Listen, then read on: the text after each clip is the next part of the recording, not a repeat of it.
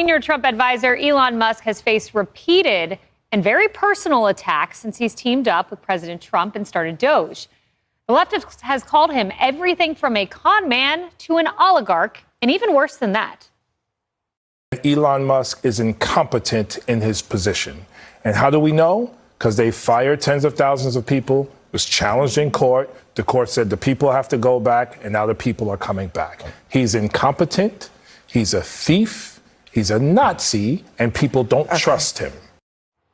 Jamal Bowman saying someone's incompetent in their position. Didn't you lose your seat to George Latimer? Oh, yeah, that happened. Well, now Musk says he is done with this, and he shot back at Bowman's comments, posting, "I've had enough, lawsuit inbound." And Attorney General Pam Bondi also sending a warning to Congresswoman Jasmine Crockett after this remark. I am truly here for very selfish reasons.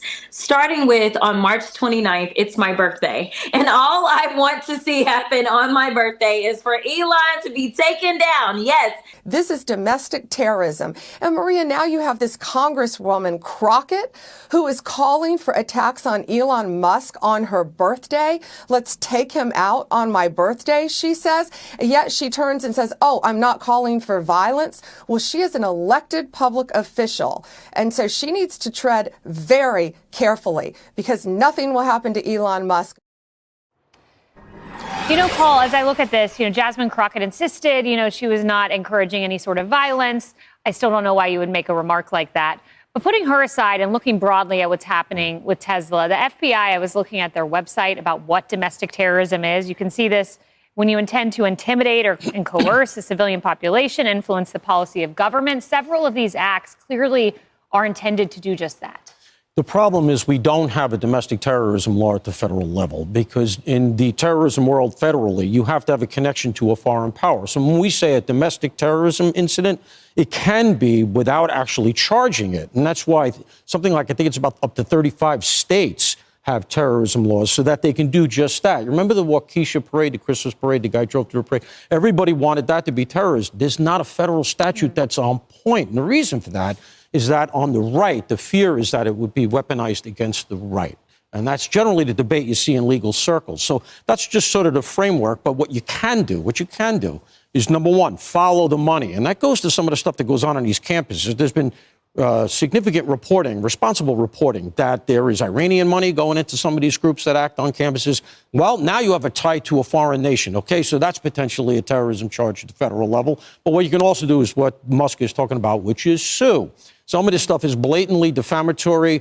It's encouraging violence. In my mind, some of the things that we're seeing in the media, it's extremely irresponsible. And I think Bowman's way over the line. Totally. And so maybe some sort of civil action, which, Kaylee, you look at this. I mean, the number of people, the voices out there, Ayanna Pressley called him a Nazi Nepo baby. You remember the left going nuts. This includes people in the media suggesting he did a Nazi salute, which he did not. It was an absolute lie. And Mae Musk, his mother, said, we need to go after some of these people. Yeah, I'm not in the business of defaming people regularly on TV, but I certainly would not want to defame the world's richest man who could absolutely bring a lawsuit against you. Right. So it's kind of inexplicable why Democrats are running with this attack.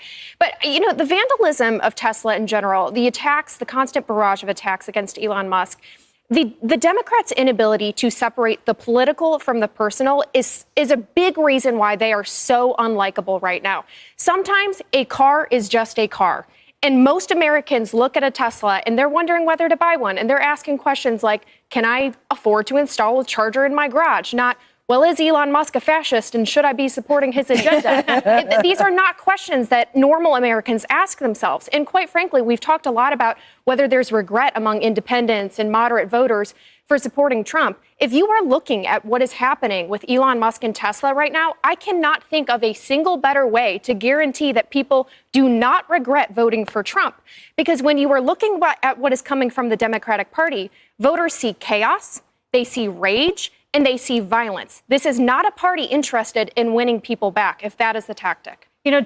Speaking of someone not separating political and personal, let's bring in Tim Walz. He talked to us about his personal phone, things he does, and now he's saying he doesn't do it anymore. Watch. On the iPhone, they've got that little stock app. I added Tesla to it to give me a little boost during the day.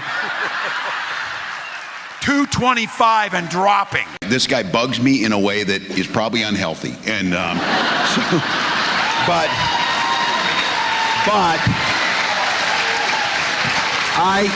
I have to be careful about being a smart. I was making a joke. These people have no sense of humor. They are the most literal people.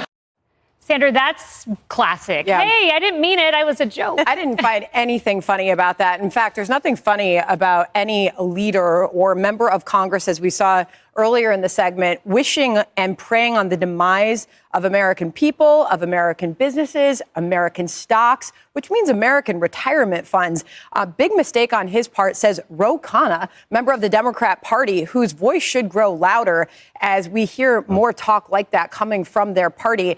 On Elon Musk, he's incompetent, he's a thief, he's a Nazi, people don't trust him. According to Jamal Bowman, simple reminder, remember he notoriously pulled the fire alarm in Congress over negotiations over the government shutdown and lost to George Latimer, we should note. But nothing funny about rooting on the demise of people and money and American companies. And it's just not going to work for them to keep that up. I mean, Marie, I've got to ask you, though, where are the Democratic voices like Ro Khanna? Ro Khanna has categorically condemned this. He's out there all over the media. Where are the others? Here's the problem, though, Sandra. Where are the others, with what you said? Elon Musk is standing on stage at CPAC with a chainsaw, making fun of firing federal workers who make $50,000 a year. So, sure, should Tim Walz have made that joke? I don't think so. I think it was a chainsaw to government spending. No, he was saying we are taking a chainsaw, we are firing people, these people who cannot now afford health care. They cannot afford to pay their mortgage. These are not just liberal bureaucrats in D.C. Where was the concern for auto workers who were laid off during the Biden administration? They are all across the country. And I just will say, Elon has made the personal political. He brought Tesla to the White House. They did an event with Tesla at the White House. And Elon and Trump both have said the worst things about people on X, on the campaign trail, and I don't hear Republicans upset about all of those things. But should more Democrats condemn firebombing Tesla facilities? Well, of course, Kayleigh, but there's a big difference between firebombing Tesla and saying that Elon Musk has very dangerous ideas. He is hurting average Americans. The world's richest man who makes millions from the U.S. government is taking away, elderly people's pensions because He is every single day. I know people who have lost their jobs because of Elon and they cannot pay for childcare now. That is a terrible, that he jokes about it and laughs about it. Let's talk about that. His dangerous ideas saved 2 people from space who were stranded during the Biden era. So there's that. Up